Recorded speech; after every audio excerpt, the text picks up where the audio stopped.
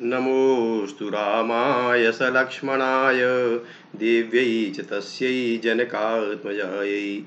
नमोऽस्तु रुद्रेन्द्रियमानिलेभ्यो नमोऽस्तु चन्द्रार्कमरुद्गणेभ्यः। रामं रामानुजं सीतां भरतं भर्तानुजं सुग्रीवं वायुसूनुं च प्रणमामि पुनः पुनः।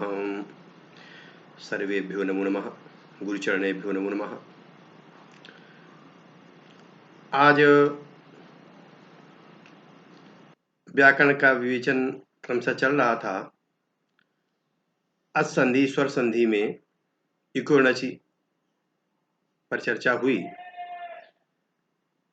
कुछ छात्रों के फोन आए कि संस्कृतानुवाद पर भी कुछ प्रकाश डाला जाए, तो आज हम संस्कृतानुवाद पर चर्चा करेंगे।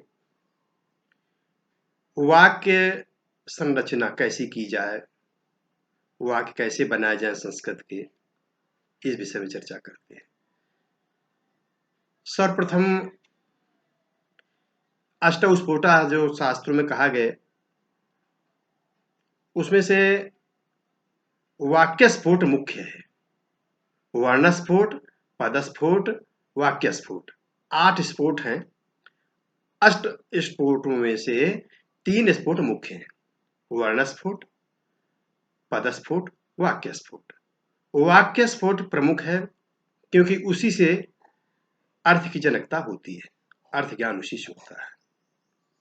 समर्था पद विधि, जो आकांक्षा परिसमाप्तत्व सति वाक्यत्वम, जिसमें किसी प्रकार की आकांक्षा न रहे, यथार्थ सत्य। तो कहते हैं पद समूहो वाक्यम, पद के समूह को वाक्य कहते हैं। कैसे पद होना चाहिए? तो एक तो समर्था पद विधि, जो सामर्थ्यवान हो, अर्थवान हो। अर्थ व धातुर प्रत्यय प्रातिपदिकम, प्रातिपदिक जो हैं वो अर्थवान होने चाहिए, निरर्थक नहीं होना चाहिए। अब उसमें ये आया पद समूह में कैसे होना चाहिए, तो सुप तिगंत चयो वाक्यम, सुबंत और तिगंत का जो चय समूह है उसे वाक्य कहते हैं। सुबंत होना चाहिए, तिगंत होना चाहिए। केवल सुबंत सुबंत कर दे तो वाक्य नहीं कहलाएगा। जैसे रामा सोना मोहना कह दे तो वाक्य नहीं हुआ। अब एक आकांक्षा बनी रहेगी कि रामा किम करोति, सोहना किम करोति। एक क्रिया की इच्छा बनी रहेगी, क्रिया की आकांक्षा समाप्त नहीं होगी। और यदि हम कहते खादति पठति मोदति, तो ये भी वाक्य नहीं है। केवल क्रिया ही क्रिया हो जाए तो वाक्य नहीं है, केवल पद ही पद हो जाए, शब्द रूप ही शब्द रूप हो जाए तो वाक्य नहीं है। तो सुबंत और तिगंत का जो समूह वो वाक्य कहलाता है। रामः गच्छति एक वाक्य है। जैसे रामः ये सुबंत हो गया, गच्छति तिगंत हो गया, दोनों का समूह वाक्य।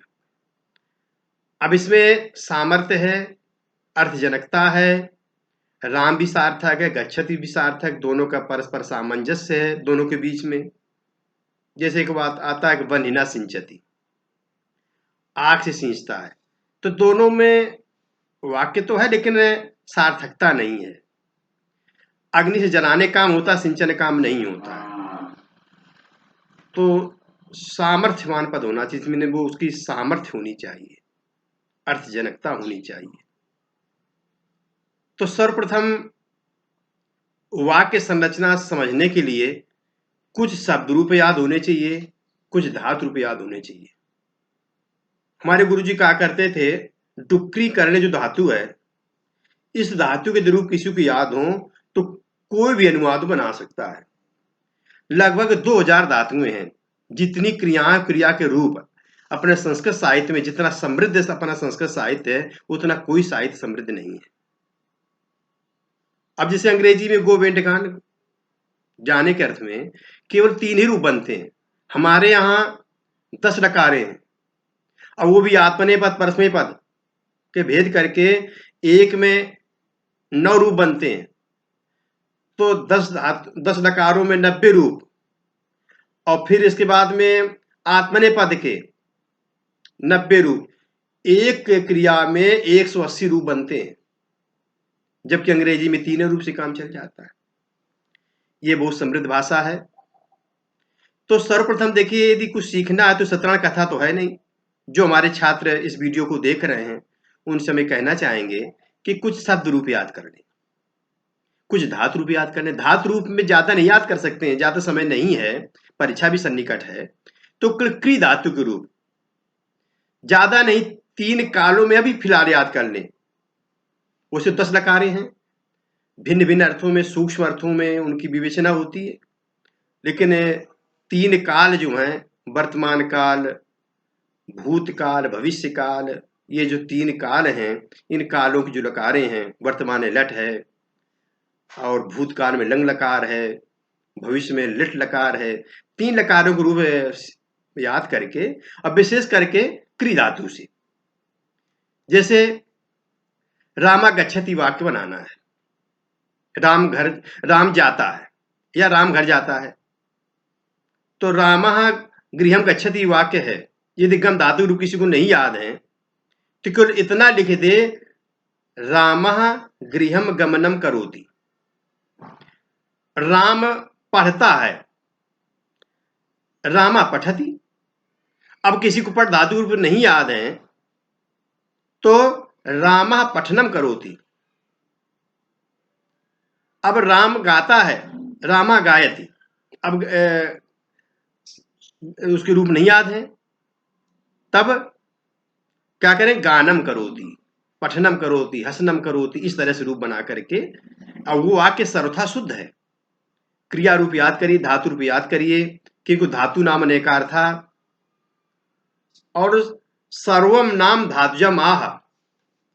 इस प्रकृति में जितने शब्द हैं, जितने शब्द सब धातु से पैदा हुए, मूल में धातु है, उसी से कृदंत रूप, तद्धित रूप, सुबंत रूप, प्रत्यय से मिला करके धातु से शब्द बनता है। इसलिए बहुत सी धातु याद करिए। 2000 धातुओं के अर्थ यदि याद होंगे, कुछ याद होंगे, आप प्रत्यय जोड़ करके या कहीं कुछ प्रत्यय लगा हुआ तो उसका अर्थ आप निकाल लेंगे। अर्थ की सुगमता के लिए आपको धातुएं बहुत याद होनी चाहिए। धातु पाठ है, सिद्धांत कुंज में है भी, उसका पाठ करना चाहिए। कौन सी धातु किस अर्थ में है, प्रत्यय का अनुमान धीरे धीरे लगाने लगे, अभ्यास से सब हो जाता है। और जिसको अनुवाद अच्छे पढ़ने हों उसको शिवराज विजय बहुत अच्छा ग्रंथ है, ये लघु कादंबरी है। और ऐसा अंबिका दत्त व्यास जी ऐसे कवि हुए, ऐसे लेखक हैं कि उन शब्दों का ऐसा पिरोया है कि वो इतना दिव्य ग्रंथ है कि उससे संस्कृत अनुवाद सीखना बहुत सरल हो जाता है। क्योंकि शब्दकोश भी तो होना चाहिए अपने पास, तो शब्दकोश उससे नए नए शब्दों का प्रयोग किया गया है और भाषा सरल है। कादम्बरी का छोटा रूप है, बहुत अच्छा, उसमें समास अलंकार सब अच्छे अच्छे हैं, तो ये पढ़ना चाहिए। तो सर्वप्रथम देखिए, धात शब्द रूप याद करने के लिए राम शब्द के रूप याद करिए। क्योंकि देखिए अपना व्याकरण दर्शन जो है आस्तिक दर्शन है, भगवत परक है, हर चीज भगवान का नाम छिपा हुआ है। जब माहेश्वर सूत्र पढ़ाया आपको तो भगवान शिव की उपासना उसमें है, कहते हैं उसको पढ़कर शंकर जल चढ़ाई, भगवान शिव बड़े प्रसन्न होते हैं। यही लोक परलोक दोनों से बनता है, सुख समृद्धि प्राप्त होती है। पहला प्रयोग हमने पढ़ाया था इकोनज का, शुद्धिउपास्य।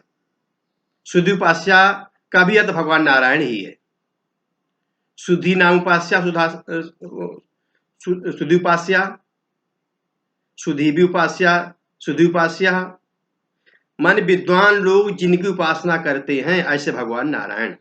4 प्रयोग हमने बताए थे, शुद्धिउपास्य, मध्वरी, धातरंसा, लाकृति। चारों के अर्थ भगवान नारायण भगवान ही हैं। मध्वरी के मधु के जो मधो अरि मध्वरी, जो मधु दैत्य के दुश्मन है ऐसे भगवान नारायण। धात्रंसा, धाता अंशा यश, धात मन ब्रह्मा जिसके अंश से पैदा हुए ऐसे भगवान नारायण। लाकृति, ली के समान है आकृति, ली सदृशा आकृति यस्य असहु लाकृति ही। भगवान जब मुरली बजाते तो उनकी आकृति ली के तरह टेढ़ी आकृति हो जाती है, तो भगवान लाकृति की तरह लगते हैं। तो देखिए यहाँ पर हम ये बताना चाहेंगे कि आप शब्द रूप पढ़िए, वाक्य पढ़िए, कुछ पढ़िए, भगवत परक होना चाहिए। यदि गीता में लिखा है दैवम चैवात्र पंचमम, कोई भी कार्य संपन्न होगा, कोई सिद्धि मिलेगी तो बिना इष्ट बल के नहीं मिलती है, इष्ट बल होना चाहिए। सर्वप्रथम राम के रूप याद करिए और क्री धातु में लट लकार के रूप याद करिए। कल का ये हम आपको कार्य दे रहे हैं कि रामा राम रामा राम के रूप, और क्री धातु करोति कुरुता कुर्वन्ति, करुष कुरुथा कुरुत, करोम कुर्वा कुर्मा, क्री धातु लट लकार के रूप और राम के रूप। क्योंकि जितने भी शब्द हैं 90% शब्द राम की तरह चलते, अकारांत होते हैं।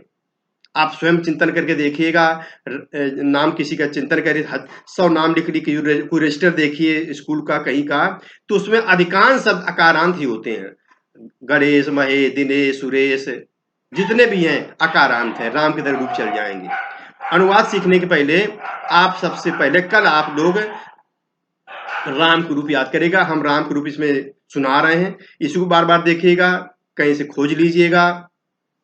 रामः रामौ रामाः इति प्रथमा, राम रामौ रामान् इति द्वितीया, रामेण रामाभ्यां रामैः इति तृतीया, रामाय रामाभ्यां रामेभ्यः इति चतुर्थी, रामात् रामाभ्यां रामेभ्यः इति पंचमी, रामस्य रामयोः रामाणाम् इति षष्ठी, रामे रामयोः रामेषु इति सप्तमी, हे रामौ हे रामः इति संबोधनम।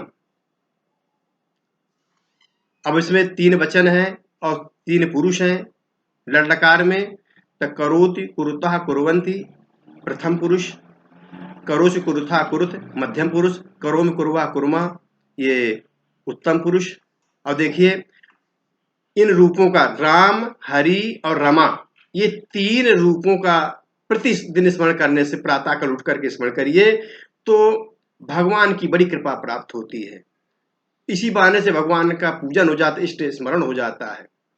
राम, हरि और रमा, राम के रूप करने से सारे पाप नष्ट होते हैं, हरि भगवान उद्धार करते हैं, कल्याण करते हैं, और रमा का रूप याद करने से लक्ष्मी प्राप्त होती है। रमा लक्ष्मी का पर्यायवाची है। इस तरह से आप लोग कल इसको करिएगा। एतावद उक्त्वा विरमामि। हरि ओम तत्सत, हरि ओम तत्सत, हरि ओम तत्सत।